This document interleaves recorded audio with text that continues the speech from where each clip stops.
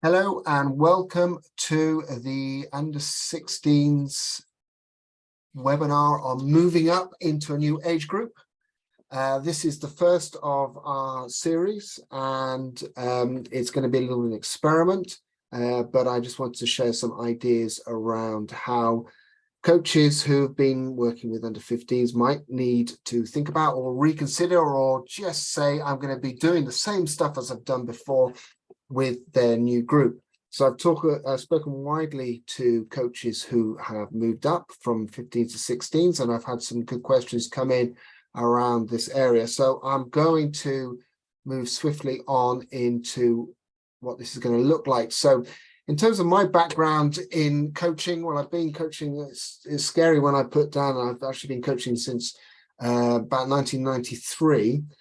And I took my son's team from under 6s through to under 16s a few years ago. So that had some great moments and some interesting challenges along the way. Also coached RGS under 16s, RGS Guildford under 16s, and Cranley School under 16s. So quite a lot of experience with under 16s as an age group, and a little bit with club when I was with Mumbles. Also working with the Bristol Bears Junior Academy, so got quite a lot of experience of seeing some of the better players coming through and what to expect from them. However, it's got to be practical for you as coaches. I'm using a Jamboard so I can write on the Jamboard and give you some ideas as I go along. So it's going to split this into 4 main areas. Just a quick look at the new laws, but also think about the skills you've got to be using, what it's going to look like on the pitch, and also some discussion around maybe some of the challenges that you're going to face when you are moving up from under 15s to under 16s.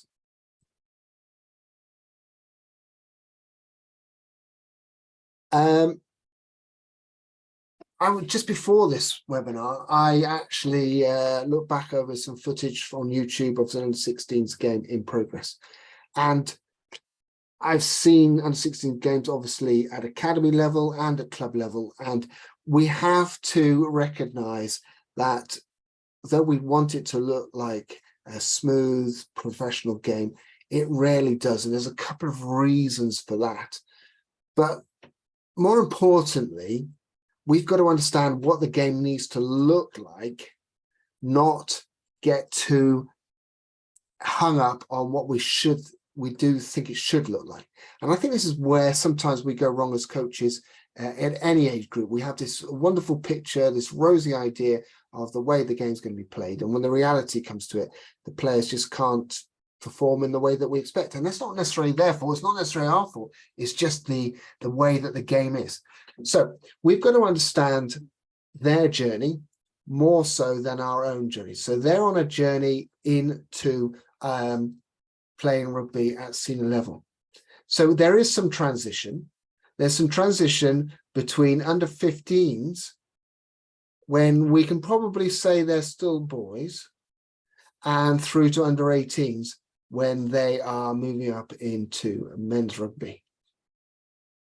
But this is a very interesting age here, under 16s, because they are starting to focus on what's going to happen. And therefore, their ambitions are different. And they are trying to assert themselves as,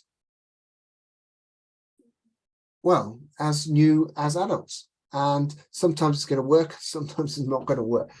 So where does winning fit into this? Well, the difficulty comes in the fact that probably you're going to be in some form of cup. So winning is going to matter. But how much does winning matter? I think that we've just got to try and take a little bit of heat out of that as much as possible.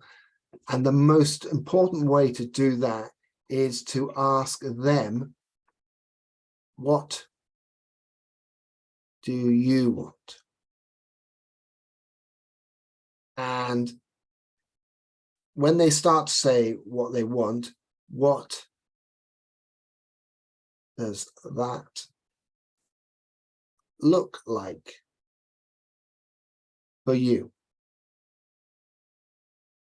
And when they say what it looks like for them, I mean, don't try and lead them. What does that look like? You've then got to ask questions about what happens if. It's the if, and then they're going to give them. So if they are very focused on winning certain games, what happens if they lose? What happens if there are injuries? When players are missing? What happens if they say they want to train hard, but only 11 out of 20 players turn up? If they're going to say what it looks like for them, you've got to help them work out the reality of it, but in a supportive way, not in a, this is going to be terrible if you don't do this. What can we do? How can we support each other? But also, you can turn the question around and ask them, where do you fit? Where do you fit into this? Where do I fit as a coach? Now, I think under 16s, these are really powerful questions to ask. Under 15s and below, I think that you are certainly more likely to be giving them the lead. But this is a really good chance to say to them, where do I fit as a coach in this? What do you want me to do to help you play the game? Now, I'm not going to go into the ways that you can run these meetings. That's for another time. I think these are questions that are well worth asking, well worth challenging them over. So we're going to come back to a bit more on team management, but let's think about what's happens last season, what's going to happen this season. There isn't a significant change in the actual laws of the game. It's a bit longer. I think that makes an enormous amount of difference, an extra 10 minutes in a game overall. And the contested lineouts, I think that will make a bit of a difference. And we're going to go into how you can maybe improve your lineout. It's not the new laws, it's the physicality that's going to be the main change. 13 to 15, we're going to see the disparity in sizes. When we get to 16, the smaller players are going to start catching up with the bigger players. Doesn't make it any less physical, probably makes it more physical. And you've got to work out how to manage that. And again, I think manage it in a positive way. How can we make physicality a real positive in our team rather than players trying to assert themselves in a way which is too aggressive? Now, I don't want to take aggression out of the game. I want it to be managed. Well, I'd want it to be managed in the right way. So where are the skills focused? Now, obviously, we've got a whole bunch of new tackle laws. Everything that I'm reading and doing at the moment means that you've just got to be technically stronger in your skills. We're going to talk a bit about the training. So I think be more exact. Don't make it into an issue. Just make it into something where we're going to be technically better tacklers. And technically better tacklers, we're going to be tackling below the ball. So here's the player. Here's the ball. And roughly where players carry the ball, everything below is the sternum. There's some great stuff from the RFU on the way that it's going to be refereed. The main focus is, can we get in below the ball and be more exact? Don't give the players a hard time in training if they go above. Don't suddenly whistle and say, this is terrible, we're going to be causing penalties. It is, right, how can we get lower? How can we get lower? What can we do differently to get ourselves into a better position? And for me, the key things here, the key skill focus is we've got to get a good knee bend and we've got to get a good hip bend. Generally, if the shin is facing that way, then we're going to be more likely to be making a low tackle. It's the shin height or the shin angle, sorry, that will make a difference. The next thing is that you will be able to play, and there will be lots more scrums. So you've got to work hard on getting more players scrum ready. And the reason for this is that we're running this webinar 2 days before England play against Wales. The captain of England will be Ellis Genge, and he was England number 8 at under 18. So every player's got to get themselves ready to be able to play across the scrum. And that means that all players should be doing some scrum skills, mostly because it will give them opportunities later on. They're not going to expect every player to step up, but it gives them more chances. So great profiles should be a good skills focus. And I think connections. So when the scrum connects, they're working as an 8. We've got some great videos on the site. This year, been using terms like grips. So a real action word in the scrum where everyone grips together. And as they grip together, they feel this connection. And then everyone knees, they just bend the knees so they sink a bit, so the hips get a bit lower and we get a better drive. And overall, once they're driving, if they are square, it makes a massive difference. Now, any props who are listening in will probably say, well, I like to do this with my shoulders. I like to do that. Well, one of the reasons why you like to do it is to take the other player out of balance. So if we can get all our players square and then force the drive, then we're in a much better place. Now, of course, the line out will be a bigger focus. We're going to come through to the tactical parts of that in a moment. I think that getting more players to learn to jump would be a very good thing to be working hard on. And not just to be jump and be lifted, but just to jump in general. It's a good athletic action to be working on at this age. And all the forwards should be at least attempting to lift. All the forwards attempting to lift. No forward should say, I can't lift. They can say maybe they can't lift in their match, but every training session, you've got to make an effort to lift. And the final skill is the catch and drive, which will maybe a tactical choice, is that we can work a lot of time on catch and drive, but it does really come back to the scrum. If you've got a great profile, you keep square and you keep connected, your catch and drive often is very effective. So there's the skills focus. The tactical focus, well, I'm going to jump straight to the attack strategy. The lower tackles will mean that you should be looking to play the ball out of the tackle more often. And that is, under 16s, that is hard. Because the under 16s, they like to take contact. Okay, so let's use that as a positive. If you're going to take contact, that's absolutely fine. Once you are driven and try to win the contact, let's see if we can keep the ball alive, because the tacklers are coming in lower. So if that's the case, every ball carrier, here's the ball carrier here, every ball carrier is going into the tackle. There's the tackler there. The support players should be coming in expecting the ball back.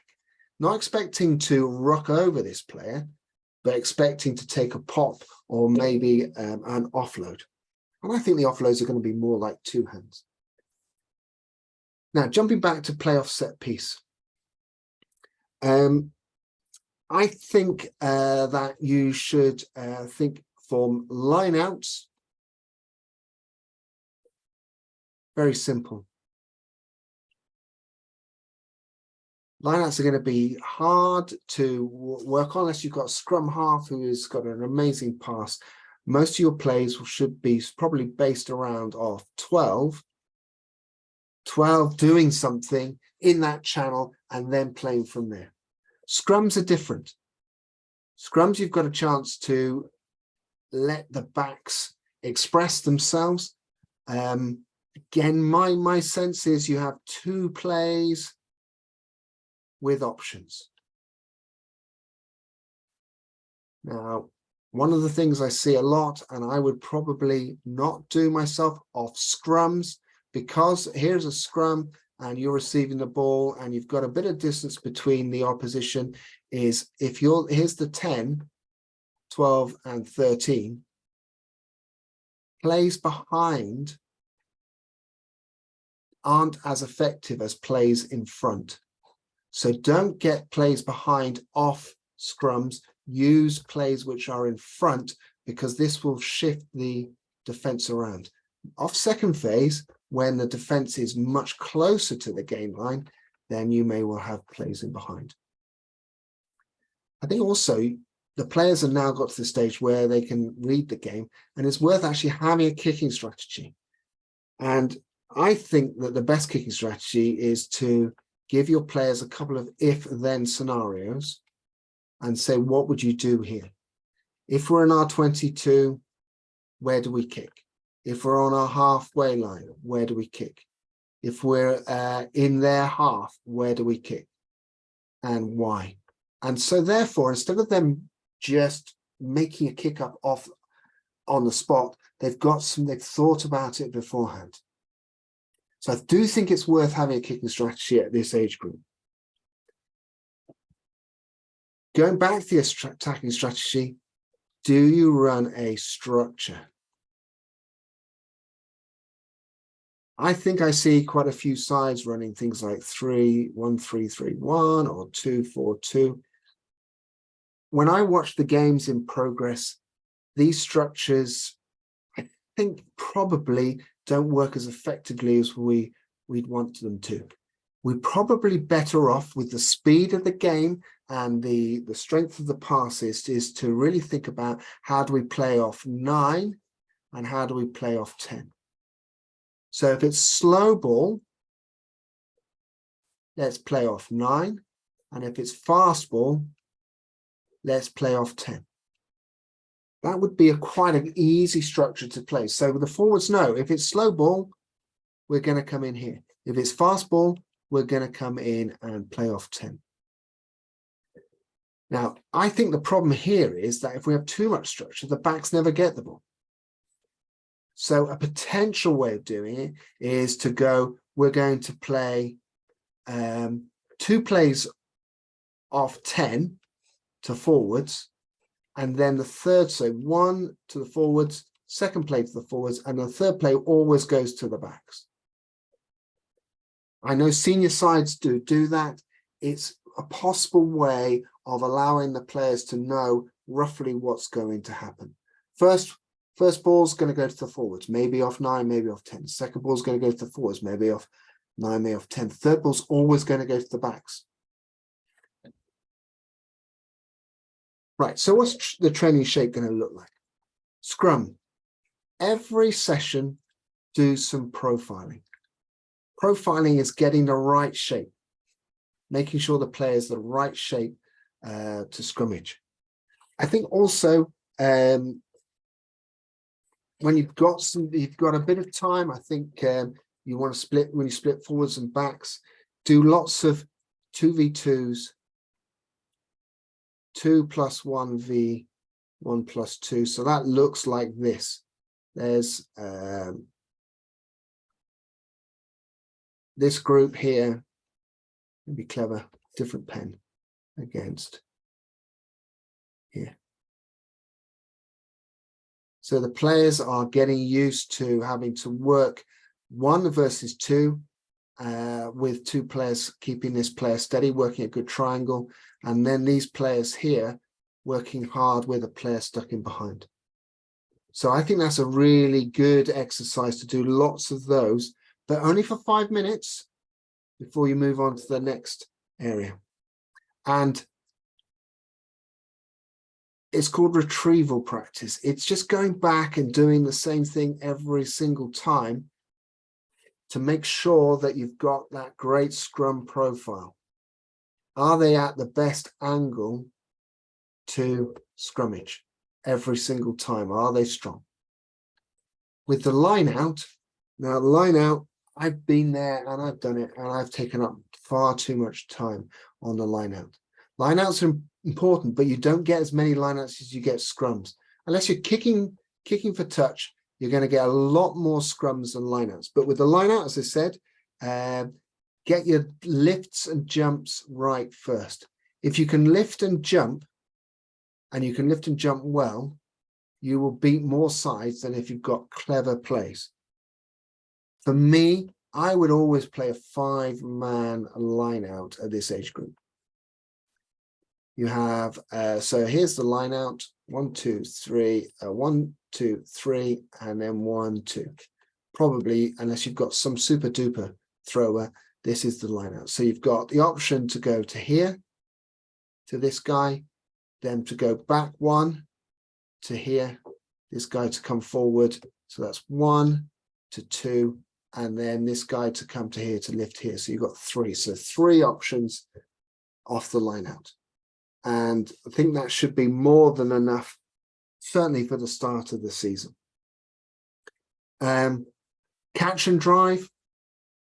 Well, that is a choice. If you've got a team which can catch and drive, then again, I would allocate some time to it. It needs to be repeated every week for a short space of time. This idea of retrieval practice. Scrum shape. If you can get your scrum shapes on the catch and drive, as I know there's a load more detail, but you don't want to be spending too much time. If you've got 90 minutes a week, 5 to 10 here, 20 minutes maximum on set piece. Maximum, absolute maximum. The rest of the time should be spent on skills and putting skills into game scenarios. Now, this sounds like this could be for any age group, but under 16s, the players have got plenty of skills, but they need upgrading all the time. And because we've been talking a little bit about the aggression, let's see how we can use that positively.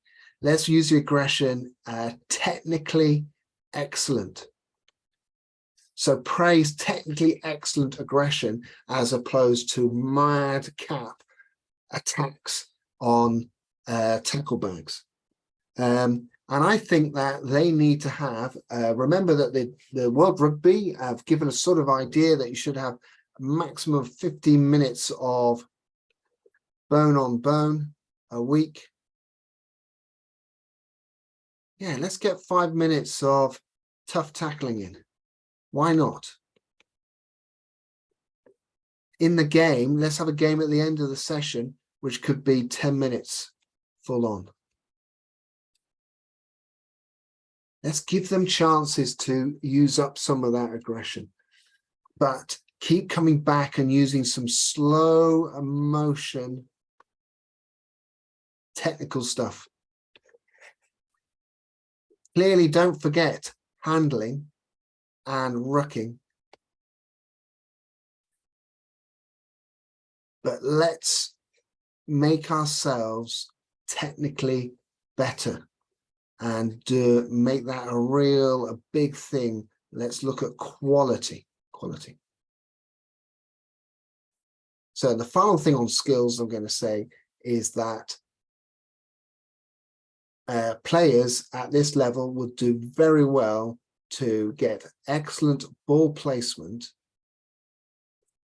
and then the next player in lasts over. They don't stop, because if we want to out muscle another team, if we stop, so here we are, this is where I can use this character down here. If this guy stops at the player on the floor, they've lost all their momentum. Let's get them through that tackle area, and let's create space for the next player to come in and protect.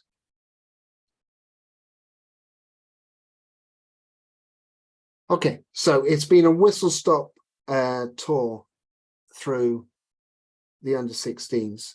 For me, it's a transition season, but really make it about their team. Not we're looking to be under 17s next year. That will come. So it's not their final year of rugby. It's their team for this year. Make it their team for this year. I would make fitness as a reward, not something going to do. The players do want to be fitter. Under 16s, they recognize that they want to be fitter. So it's great. We're going to work on fitness. We're just going to get ourselves a bit stronger, a bit better at what we're doing. The bit about owning their plays is this is a chance for them to say, yeah, we want to make this work, and then give them the chance. Say, right, if you're going to run this play, let's see if it works. And then give them don't try and prove they're going to be wrong. Say, we want to see if this works. If it doesn't work, what are you going to do? How are you going to deal with it? What are we going to do differently? A really interesting thing which came across to me when talking to some of the guys about the under 16s is that make the season a bit shorter. So it runs from when you might have started already. So August normally runs through to April. But these guys, when they get to April, they've got other things coming up. So one way is to say, we're going to finish training on a date in March. That's when training's going to officially finish. We're going to run, there will be optional sessions from March onwards. But we want you to commit until March. So they know that they're going to be finishing at a certain time. So if they're starting to think, oh, I've got exams coming up, sorry, I've only got 2 more sessions of rugby to go, they don't then start to drift away. You've got that end date in mind, and that gives them an option, a finish point, and then they can say, right, I've got my exams to focus on. And this will be a good time, maybe for you to start to maybe work with the under 17s. Give them the chance to work with some of the older players. And in the end, just like any other team, is that the team is never complete in terms of what they look like. When the season starts in September, you will look at it at Christmas and you will think, we have moved on so much. Yet we have a picture in September that we're going to be doing A, B, C, D, E, and F. No, let us just work on A and B first. If we get to Christmas, we can do C and D, and we can do A and B really well. That's fantastic. It's the same with every team. Though they've been together a lot, let's get A and B right. Let's really focus on that in terms of our tactics and our skills, and then build C and D on it. So I think under 16s is a really exciting year. It's a real challenge. The aggression and the desire to put themselves physically forward will cause some interesting times. But if we're positive about it and we make it, they own that aggression, they say, this is how we're going to use it positively, then I think it will be a good season for them. So good luck with the season, and please stay in touch with me, and I'll be sharing some ideas about the under 16s after this. So thank you very much for listening.